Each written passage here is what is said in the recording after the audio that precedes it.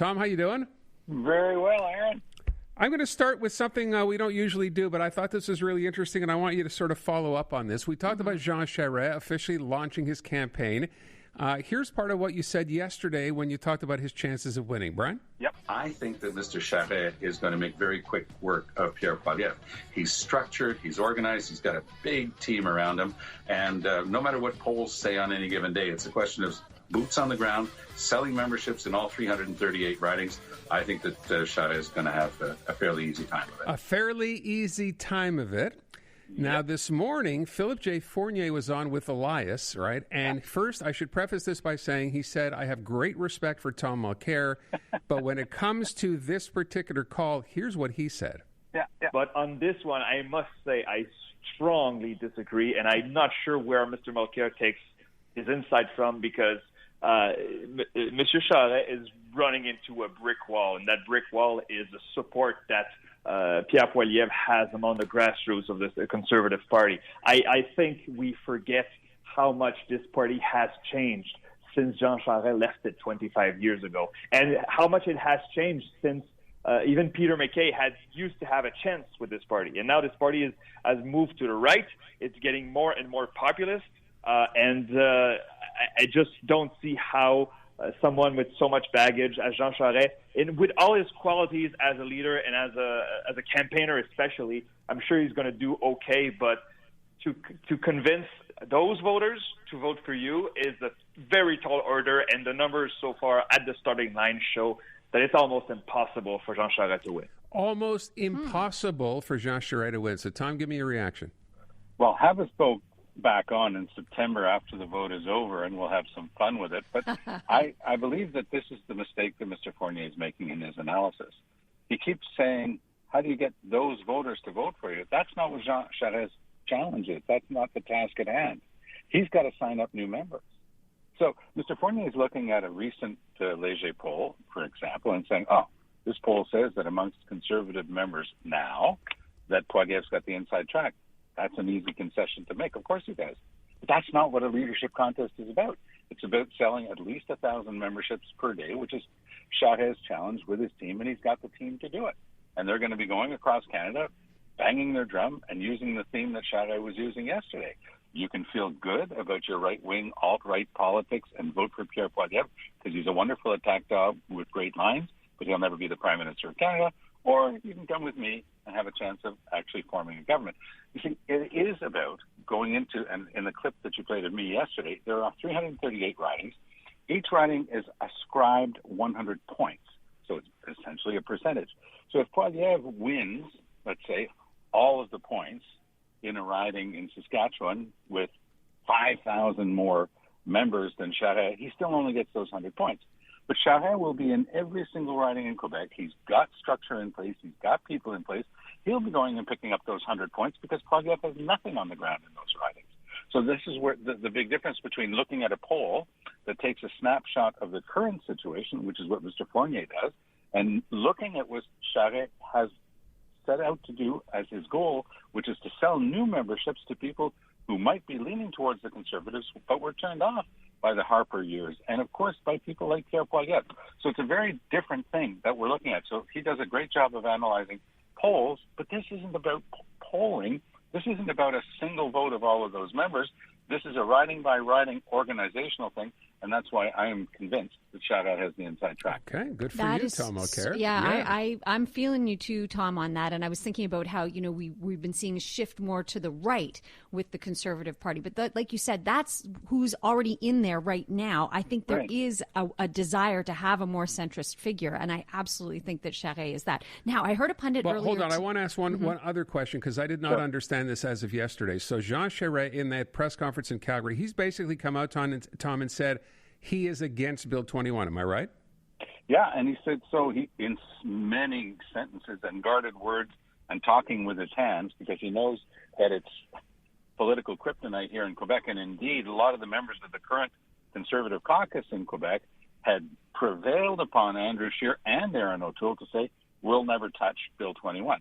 But Charest is not cut from that cloth. It would have been totally phony if he didn't say that he was going to contest Bill 21.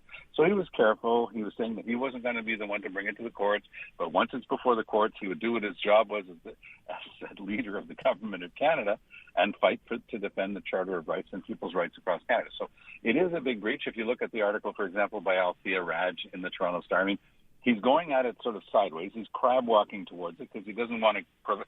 His many sentences were contrived so that he would not provide a clip to the French news where he says, yes, I'm going to fight Bill 21. Right. Except every commentator on the French side was saying, and every article and every headline was saying, Charest is going to fight Bill 21. I don't think it's going to cost him one vote in Quebec.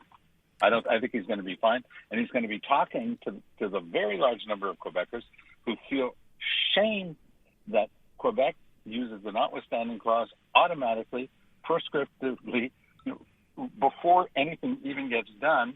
They use it in Bill 21 on everything, and they use it in Bill 96. We've become a human rights-free province because the government gets to invoke the notwithstanding clause. I think that Charest has got a lot of people on his side on that one.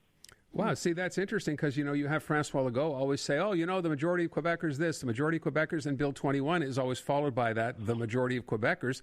You would think that would work against Jean Charest in a provincial election, trying to win seats anyway.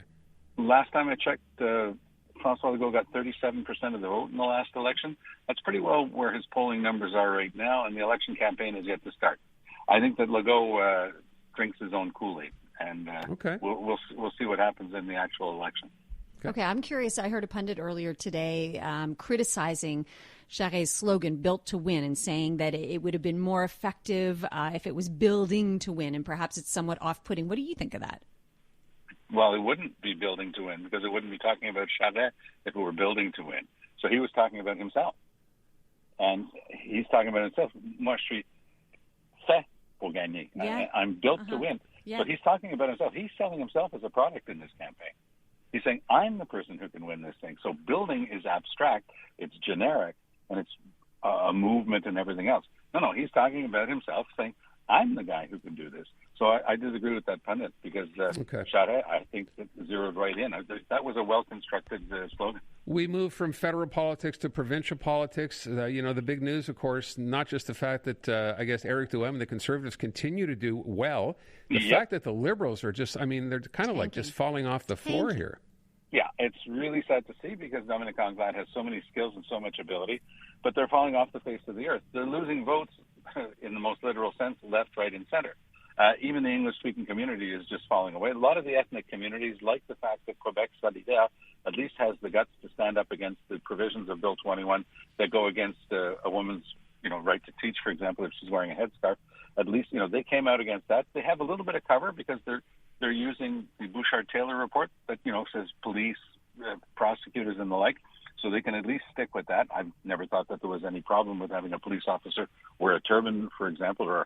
But with regard to teachers, they've managed to hive that off. That's been glommed onto by a lot of the ethnic communities saying, we don't know these guys in Quebec Solidaire, but they're fighting for us. You were right to point out Eric Duhem. I caught his interview with you and Aaron and Natasha yesterday. The guy's doing a great job. He's fluent in English. He as he presents himself, he gives details about his personal life that, connects with people. And I think that the guy, I couldn't disagree more, by the way, with his politics. But frankly, he's a heck of a communicator, and it shows every time he gets on the air with you. Yeah, and I think that's how we both react, right? Totally. Yeah. I don't want to like him. Yeah. I'm predisposed because the policies, the values don't fall in line with mine, and yet I find myself liking him. Now, the opposite, though, with skills to the game. Yeah, absolutely. But the opposite with Dominic Anglade, the policies, the rationale behind things falls more in line with my own values. She's smart, she's competent, but something's gone terribly wrong here, Tom. So what does she need to do to turn this around, or can she? It's going to be extremely difficult for her to turn it around. Now, it's worth bearing in mind that the Liberals are still in second place, and there are three other opposition parties that are behind the Liberals.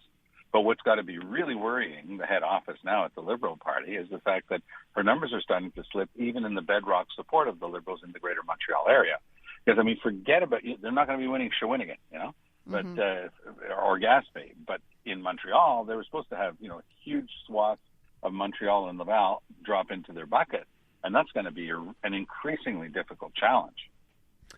As we get closer and closer, so we're October looking at a provincial election, and I wonder, as you would describe Eric Duhem and the fact that he is personable and, you don't have to agree with the politics, and I think all of us kind of question that. He's still a hard guy not to like. The numbers for him, Tom, keep going up and up and up. Is this an indication that they're going to hurt the CAQ, or are they just going to hurt the Parti Québécois? In Quebec City, if he maintains the type of numbers that he's been pulling in Quebec City, which the polling shows him in the 25% range in Quebec City, if that maintains, he's going to steal a bunch of seats from the CAQ in Quebec City. I don't think he's going to be winning any seats in Greater Montreal. But we'll watch with great interest the Marie-Victorin by-election, to see on April 11th, to see where their numbers are. Do they finish third behind the PQ and the CAQ, who really are the front runners? They're going to fight it out. My old friend and colleague Pierre Nantel has a chance to keep the PQ flame alive, because he's gone back after being in the NDP. He went to the Green Party, and now he's with the PQ. Who knew? But he's a very personable guy. He was a media darling after he left politics. Did really well in the media, and now has decided to give it this one last shot. The PQ has no chance whatsoever in the next campaign if they can't win Marie-Victorin. If he does win it, it's the quintessential political Hail Mary pass. It's the dying seconds of the game. The quarterback just fires it with all his might and manages to get a reception in the end zone. That would be Pierre Nantel. Ms. Dorismond, who's running for the CAQ, she has a position that I actually agree with, because she says that we have systemic discrimination in Quebec. But, of course, that's the opposite of what Legault says. So voters don't know which foot to dance on. So we'll keep an eye on that one. It's going to be a very interesting race. All right. Finally, we got no time, but I wanted to bring this up. President Biden calling for suspending normal trade relations with Russia. How symbolic is that, or is that actually worth something? That's worth something, because the rest of the world's going to, the rest of the Western world and the world that cares about rights and democracy and the future of the planet is going to be on board. And Catherine and I just wanted to say bonnes vacances. Have a good holiday. Thank you very much. Got a notification, by the way, from Air Canada. They've canceled my flight tomorrow morning to New York. No, they have not. Yeah, they have. No. Oh, no. So, we're off to a good start. Yeah, canceled due to bad weather at either the departure or destination airport or en route to the flight path of your journey. Oh, dear. But not to worry, because it says we're actively looking for an alternative flight. We'll email you shortly with details. They'll send you to Gaspé. So I may be coming up to your place, Tom, just so you know. Perfect. All right. Lock the door. See you later. Bye.